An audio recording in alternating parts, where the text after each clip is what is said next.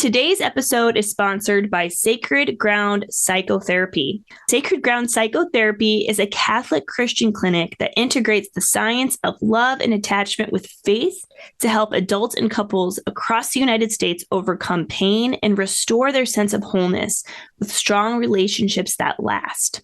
Specific to women, they provide psychotherapy to women suffering from mental illness, grief, abortion-related issues, infertility, and relationships with their family, friends, and intimate partners. To learn more, visit their website at www.sgpsych.com. That's www.sgpsych,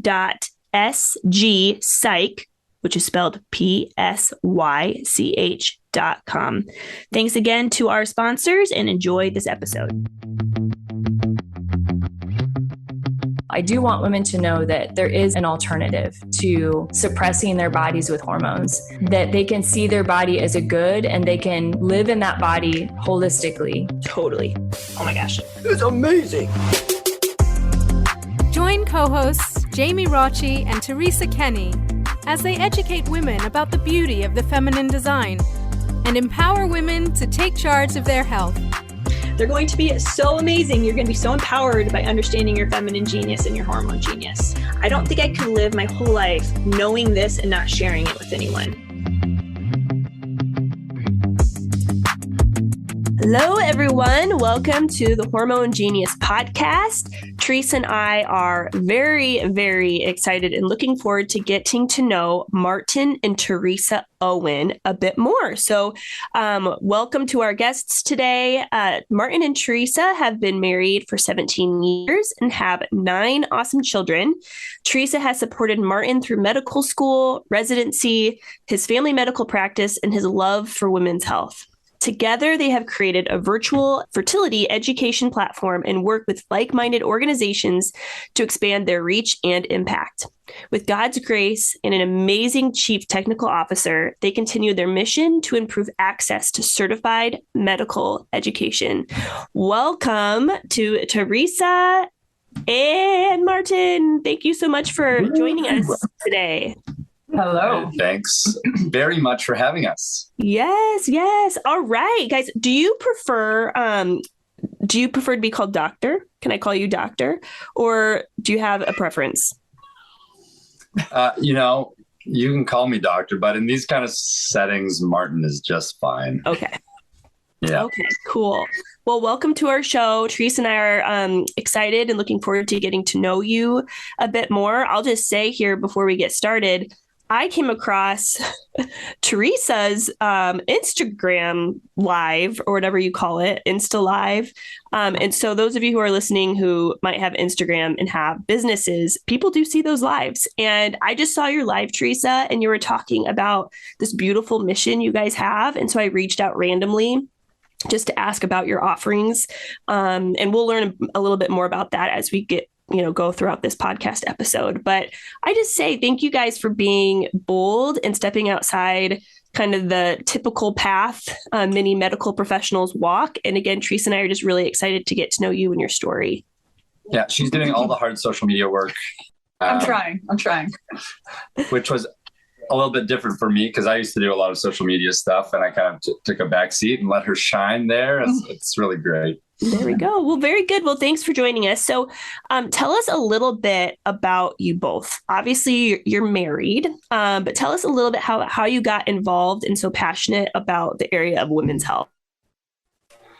So I grew up in a natural fertility household. Like it was the way it was. If my parents were teaching couples fertility stuff in the house, like we were watching football, like just turn up the volume, but it was really present in our house growing up.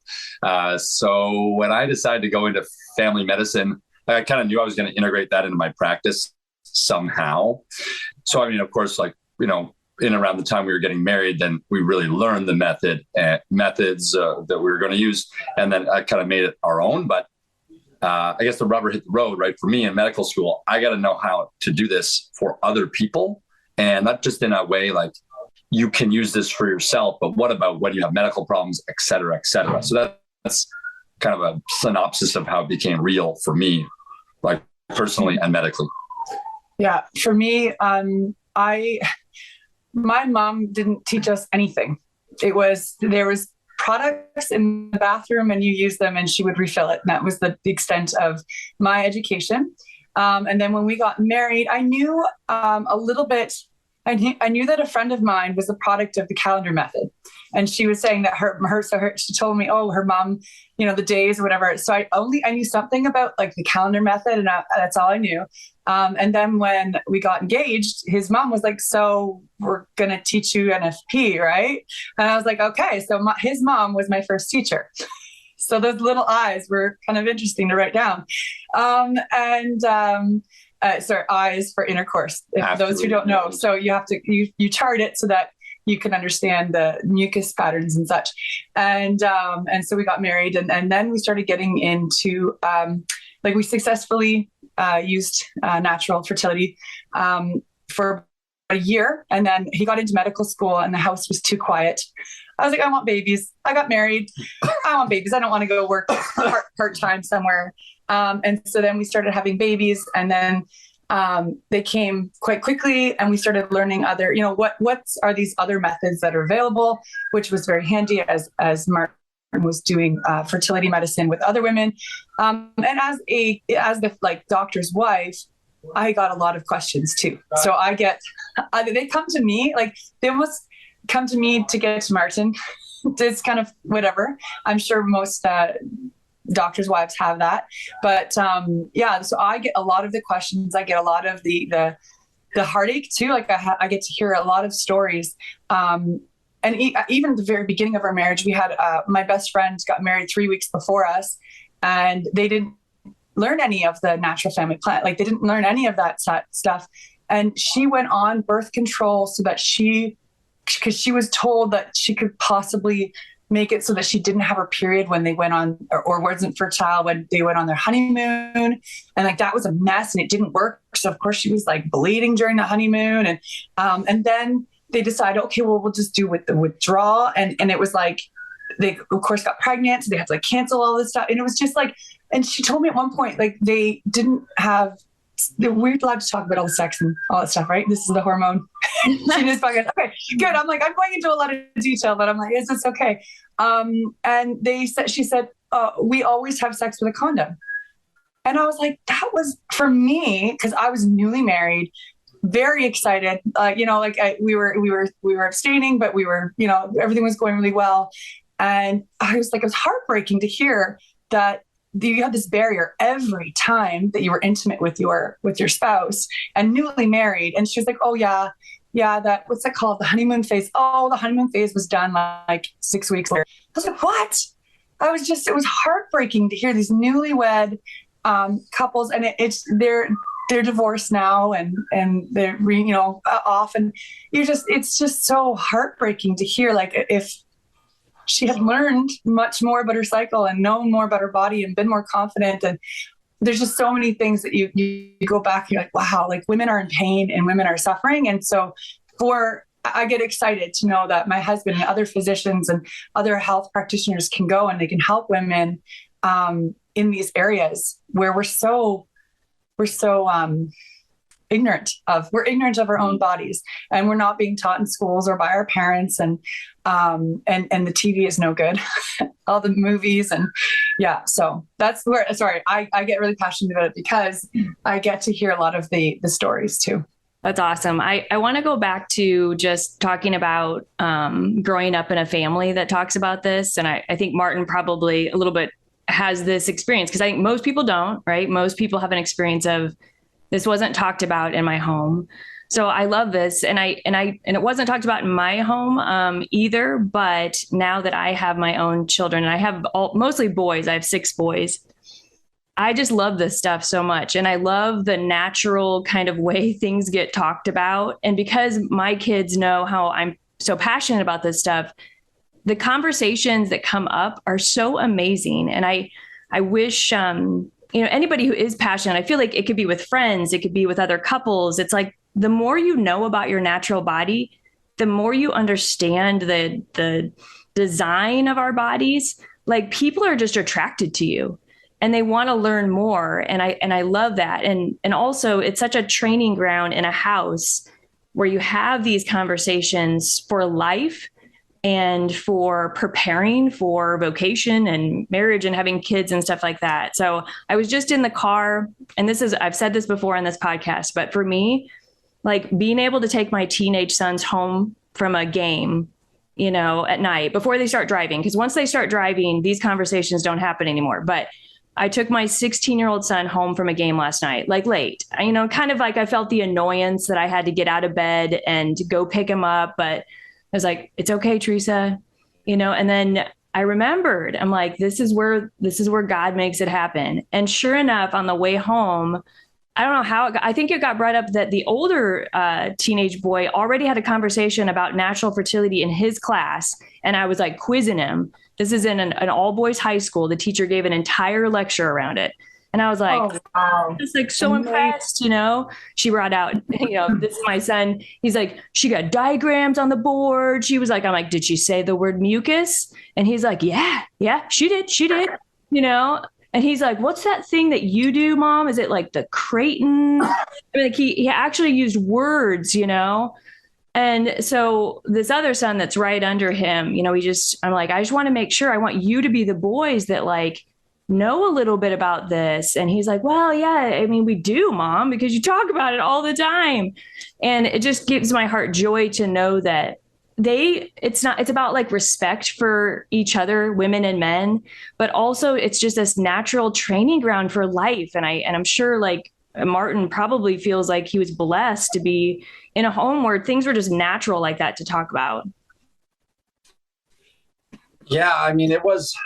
Some of it was passive learning, and that's okay. It was just there all the time. It's not that my parents, of course, they were not going to invite their teenage sons. Like I have an older brother and 3 older sisters. So as the youngest, I think maybe I benefited more. Like I had more time with my parents, just seeing them doing their thing than maybe my older siblings, because I'm really the only one. It's not a fair comparison because I'm the only doctor. So there couldn't be others doing natural fertility management with their patients. But I'm the only one who's really integrated this also in their marriage as well. My older siblings, they're aware of it, but they didn't really take it to heart. So some of that's just, like you said, a grace that I received to have that information and that desire to carry on the mission of some of like the heroes that my parents had, like the John and Evelyn Billings, and so some like the really big NFP founders out there, natural fertility founders out there. So it was present. Like we did talk about this stuff all the time. We had the old slide decks. So we had the old slide projector sometimes with the remote, sometimes we had to push the button, but that was always there. Mm-hmm. The paraphernalia of natural fertility was everywhere in our house. So parents who are listening to this podcast, just know, like by osmosis, some of this does transfer, even just subconsciously, which is so relieving, so extremely relieving. I was going to ask Martin, so as you grew up and again, through osmosis, just through this like norm of your family, you just had this interest and saw maybe the mystery, or you were a little fascinated by this whole aspect, right? Especially because the world counters this viewpoint. Would you say as you were going through med school, how did that feel for you as you were learning about like these aspects of women's health? I want to know how that felt for you, but I also would love for you to also understand and know that a lot of our listeners are in the medical profession who might feel very alone and isolated with their viewpoints. So how did you come to terms? What did you find that was helpful for you to keep going forward, even though the climate was difficult going through your studies? Mm-hmm. The conviction that the physiology, the way we're made and how we work is, it's intentional, like it's intended, and not to overuse the word normal. It's normal. When we say in physiology, this is a normal physiological process. That's good. Okay. Period. And we look at all of our body systems like that. So here's the normal function of your gastrointestinal system. reproductive medicine is the only place where we're consistently trying to disrupt the normal physiological function. So I guess I like to look at patterns like that and go, well, what's wrong with this picture? Why are we not working with normal physiology, trying to restore it, trying to cooperate with it, instead of just basically shoving it under the rug? And that's, medically speaking, kind of the way it happens with a lot of women's health problems. Let's just put this over there in that closet, shove the door closed, and then whenever it tries to push itself out, we'll just push a little harder on the door until whenever you want me to open that door and see what mess is inside. Right. I don't know. I'm a pretty stubborn, kind of strong-willed guy. So academically, like in that environment in medical school, like it was a challenge in the sense that I had to keep pushing against the narrative that I was being given. But I was blessed that that's my natural personality anyways. So I didn't shrink away from that. Yeah. You know, a lot of my mentors in medical school, I asked them, like, how did you get through all of this? Like, it's pretty, it's an uphill battle the whole way. And a lot of them said, well, I didn't really become convicted that, you know, natural fertility was like the way to go until after medical school or this and that. I didn't find a lot of people who really pushed through, in Canada anyways, their entire training start to finish, you know, true to their, you know, beliefs that normal reproductive physiology was the way we should be practicing medicine. Mm-hmm. Like I went to one of his, what do you call it, sessions? There was like a 4-week evening talk on women's health. And I was like, oh, this is going to be interesting. Like in a medical school, what are they going to teach about women's health? And it was just about contraception. Like it was literally, it wasn't about, you know, the differences of the female body. It was how do we sterilize women? And all 4, I think it was 4, it was multiple sessions. Mm-hmm. Every single one of them, the teachers had we asked them, like, what about natural fertility? They had no idea. They were totally ignorant and mystified and like, so what? Like they were the teachers and they had no idea about women's reproductive health really, unless it was about contraception. Mm-hmm. I'm curious, like, about when that shift really occurred. Because if you think about it, I mean, like, birth control's only been around since 1955-ish, you know, and at least in mass kind of like movement towards people using it. I mean, it's not that long ago that there must have been this shift in the academics where, you know, they probably in women's health had to focus on the physiology and, you know, what goes wrong with the physiology? How do we diagnose it? What are the treatment options? And before birth control, I mean, I would just love to be a fly on the wall in medical schools. What did that look like? You know, because you're right. Now it's so different. It's the mentality of like your reproductive system is actually just something that we manipulate or manage in terms of its physiology to suppress what its natural function is, like you said, Martin. And so there must have been this shift, and I'm, you know, at some point where that all just changed. And it's frustrating because it's, as women, like what we've learned is that our body is not good, number one, because it needs to be managed, right? But I think more importantly is that we do not see the reproductive system or our hormones or the cycle as this vital sign of health. So, you know, we don't look at it as like, and it doesn't matter what I do. It doesn't matter what pills I take because like, that's just what I'm supposed to do. That's what the doctor said. But I don't see that my hormones have any value to the overall like functioning of my body. And the reality is it does, you know, and I think even, you know, big medical organizations like the American Academy of Pediatrics and ACOG as well, American College of OBGYNs, have said now, the menstrual cycle is a vital sign of health. So how can it be both and? Like if it is a vital sign to our physiology and our health, okay, great. Like then we need to work towards that. But then you can't just completely shut it down at the age of 14 for 15 years and expect this all to work out well for women. Theresa, don't you think it's because, I mean, obviously this is just a theory, but you know, if ACOG is saying the cycle is a vital sign of health, yet celebrates and promotes let's just say the use of hormonal contraception.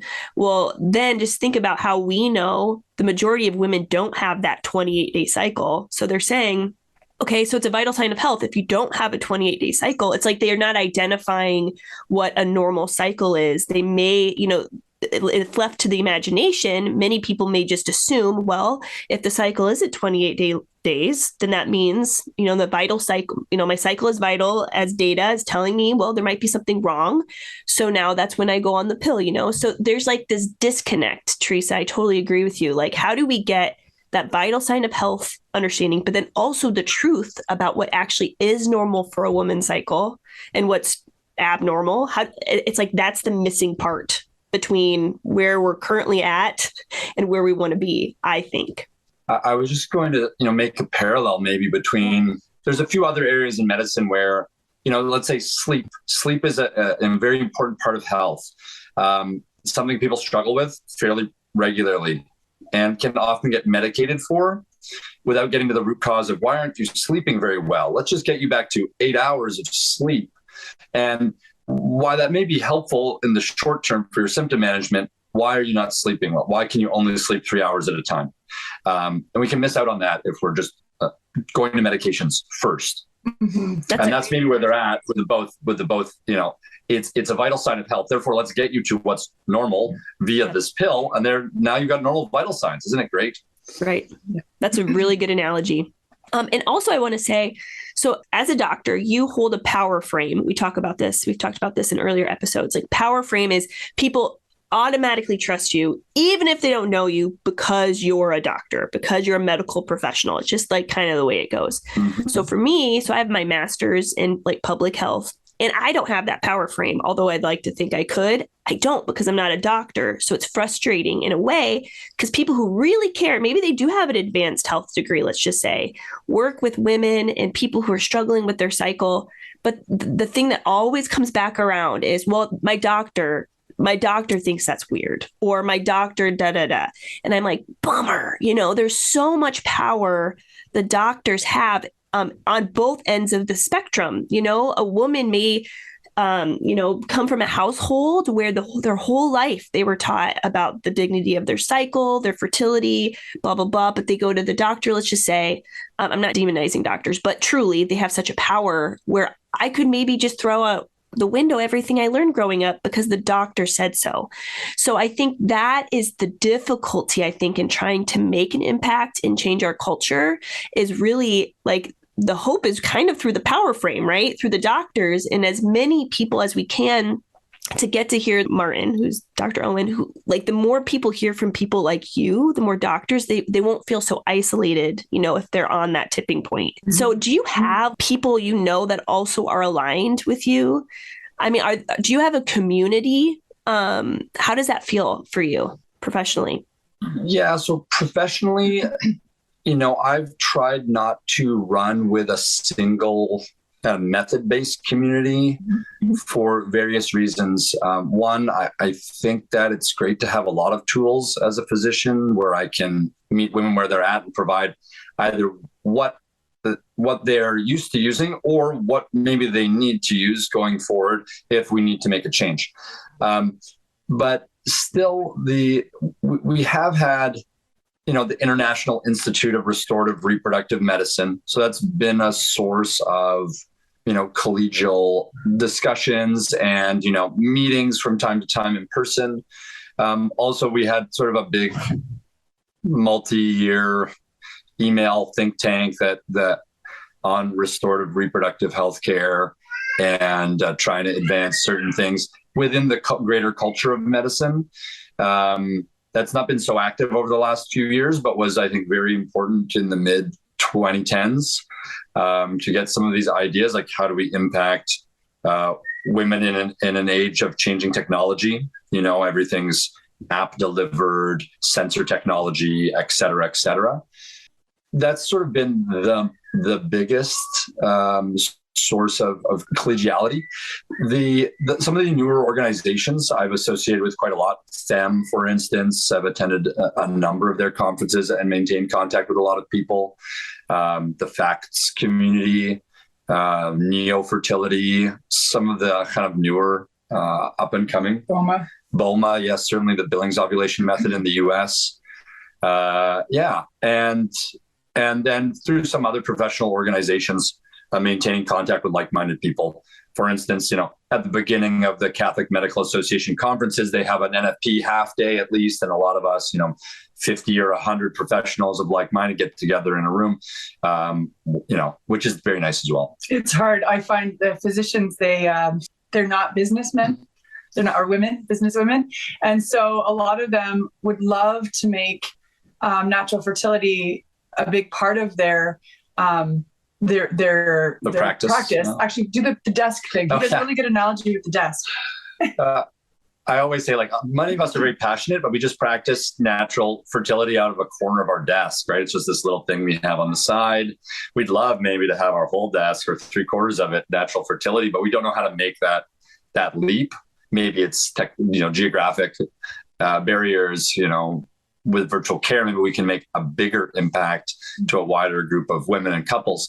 But we often have this sense we're in a room full of people so passionate and knowledgeable that are kind of constrained or constricted in their ability to reach women. Mm-hmm. And that's really unfortunate. That's part of why I think we're doing what we're doing.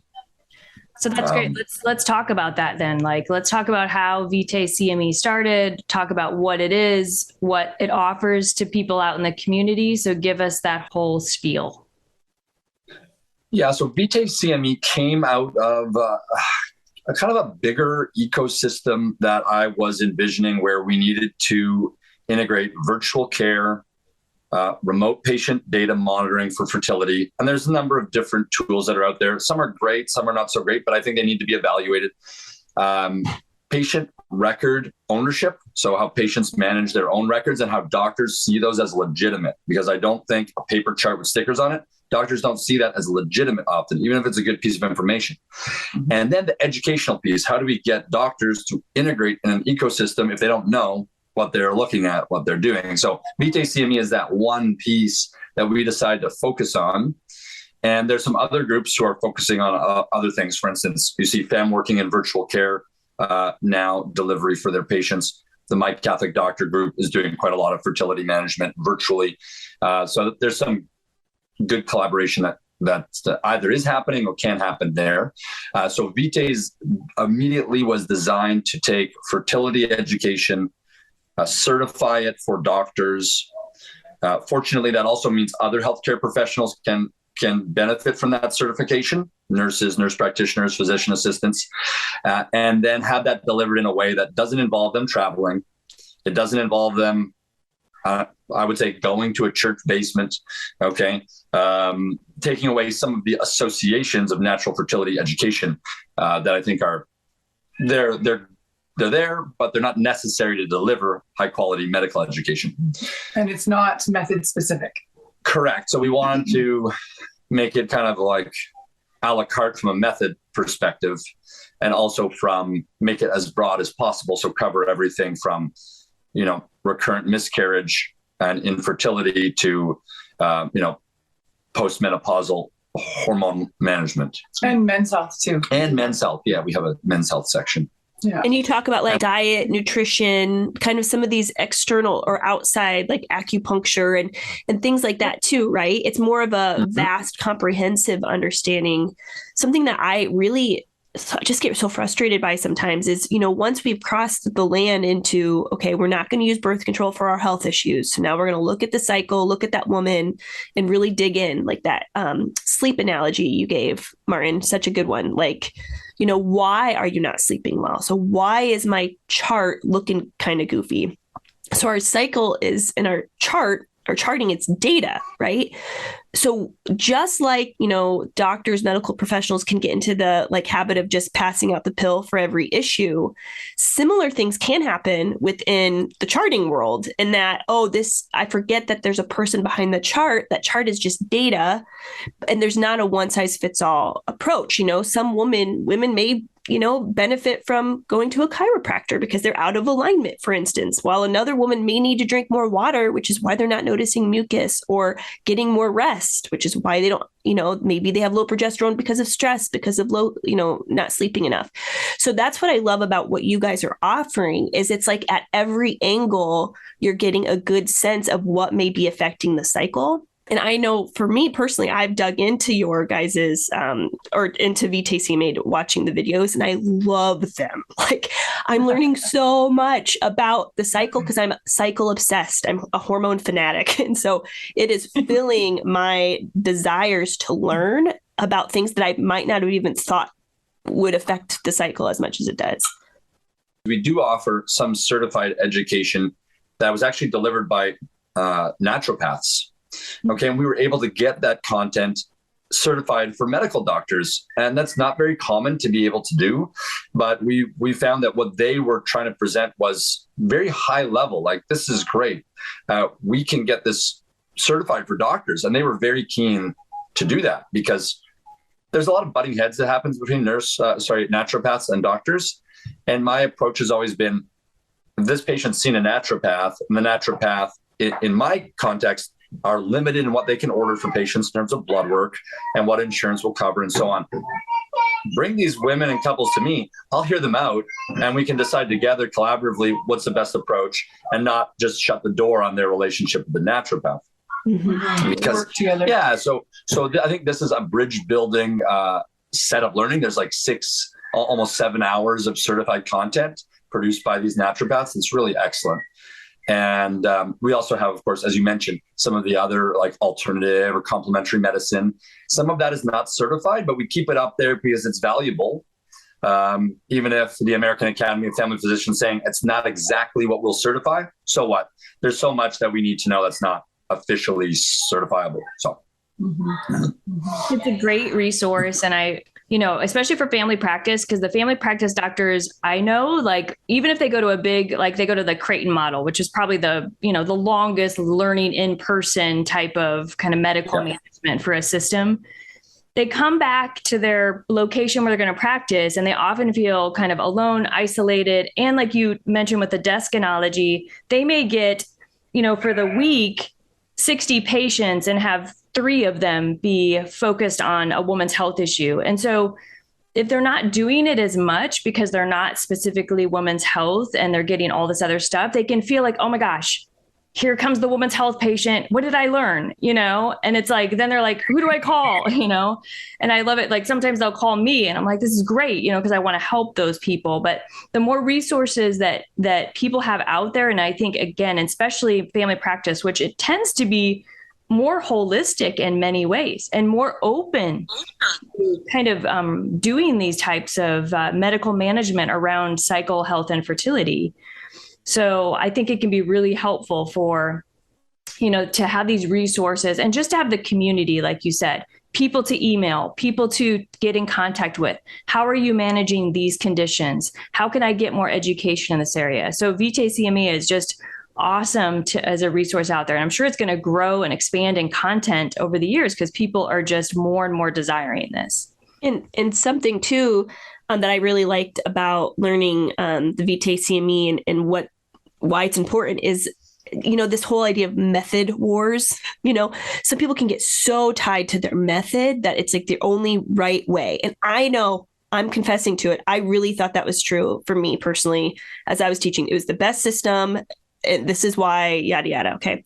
But what I really love about Vitae CME, and of course I've, kind of grown out of that, and I see the value of many systems are just not necessarily having to be method specific, that every woman deserves to know about her cycle. Every physician deserves to understand the cycle and elements that impact it. It's like what you guys created is what should have been taught at med school, but wasn't, and what would have been taught at med school is not specific to a method. It's specific to the woman's body. And there are a lot of aspects about our body that gives us information about our health.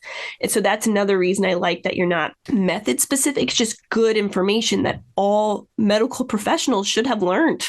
And most of them didn't. So I want to applaud you in that.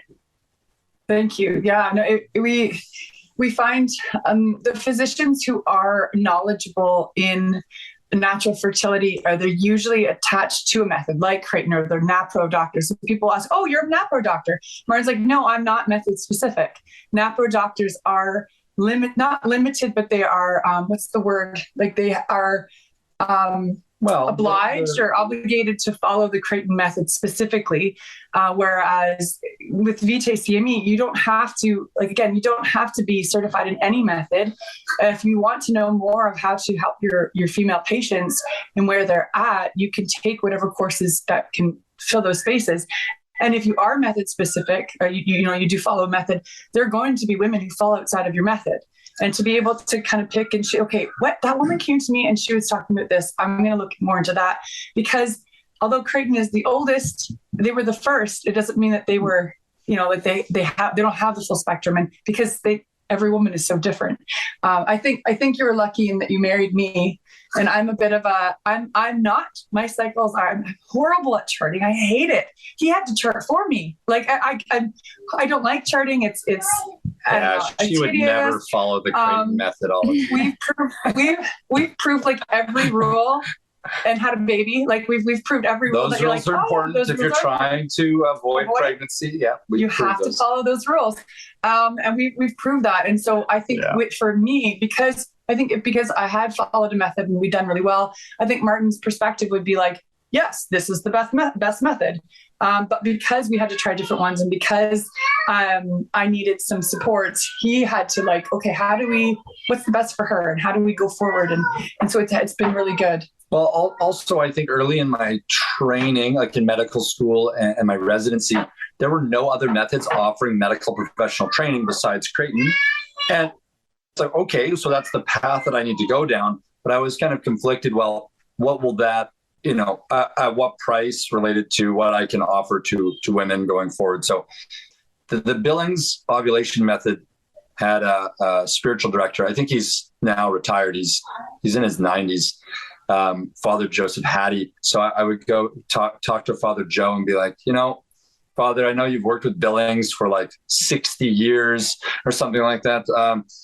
Can I just be like ecumenical, to use that term, in the NFP world? Can I just do this in my practice? He said, look, if women are coming to you with problems and they have a certain method that they're using or whatever, you just treat them like a doctor.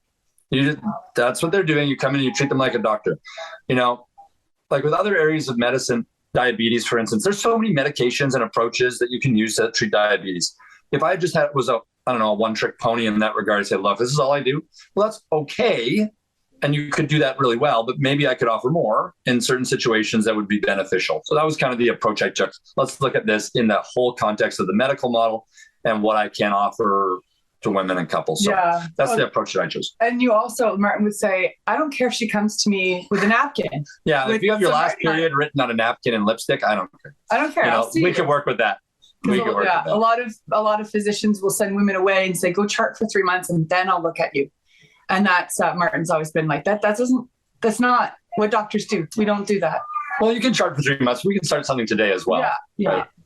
Well, it's great you guys are able to do this podcast, and you're a witness, because as you can hear, and I'm sure listeners will hear, what you've created is also in the background. You can hear your kids, which, we can't, it's going to be there. And I love it because, you guys are traveling right now. So you were willing to do this podcast while traveling.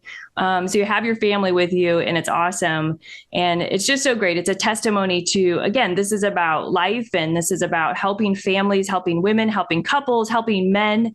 We're there to serve as providers. And your heart obviously says that I want to serve in any capacity I can to make women's lives better and to make their families flourish. So kudos to you both for being here. Yes. And as we're closing up this episode, I'm going to ask you that question I ask everybody. What do you wish every woman knew about her hormone genius? I'll go first. I wish they knew that it was, I guess, normal, right? If you turn the light off and you live in the dark, then you think the dark is normal. But the light of your hormonal cycle should be on. You should be aware of it. And then you can see, oh, wow, this is what's in this room, of my hormonal genius. And these are the things that I can learn, and then I can address right away, not leave in the dark for a long time.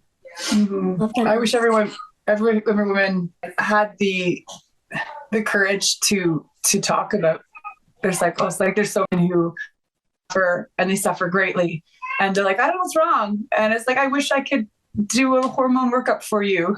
Every one of you needs it.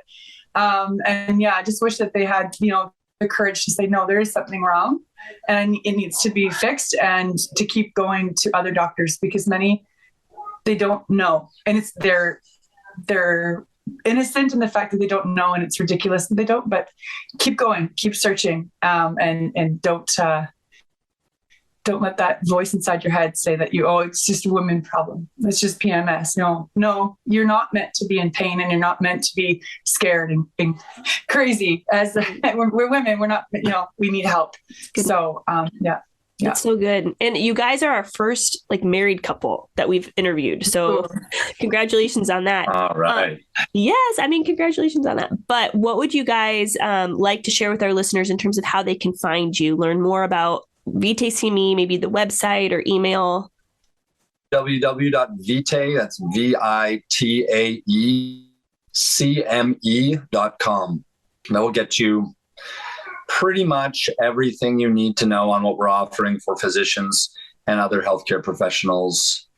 You can follow Theresa on Instagram. We're on Instagram and Facebook, but I will admit I am not a social media maven, as Martin would like me to not become, but he's always teased me. But we're working on it, and we continue to strive to improve the website and to keep going forward. So, and professionally, you can find me on LinkedIn. Vitae CME is on LinkedIn. My personal medical profile is on LinkedIn, and it's not super active, but we try to share some relevant research and things about Vitae CME and current offerings and collaborations. Martin's going to be working in Ohio, so if you're an Ohioan, that's very exciting. This is a new chapter for us. Correct. So we're relocating to the United States. We are no longer in Canada. Very good. Well, welcome to the United States. Do you have a practice? Is there a practice location, Martin, that you can share yet? I'll be joining Trinity Health in Stuebenville. Okay. All right. Awesome. Very good. I'm sure people will be really excited. Awesome. Yeah. Well, thank you guys for joining Theresa and I today. We learned so much about you, and I am just so hope-filled for your mission, because a lot of people, again, who listen, they feel alone and they don't know what to do about their next steps. But I encourage and invite you, ladies and gentlemen, whoever is listening, who are medical, please go visit their website and just click around, and there is hope for learning more than what you know already. So again, thank you so much for your work in this area. Thanks for listening to the Hormone Genius podcast. Please remember to share our podcast with your friends and family, and also follow us on social media. If you were not aware, we have a YouTube channel. So if you could like and subscribe to our YouTube channel to stay in the loop with all of our latest episodes, we would appreciate that. Thank you so much for your support. We are excited to journey alongside you as you discover the beauty and the genius of your hormones.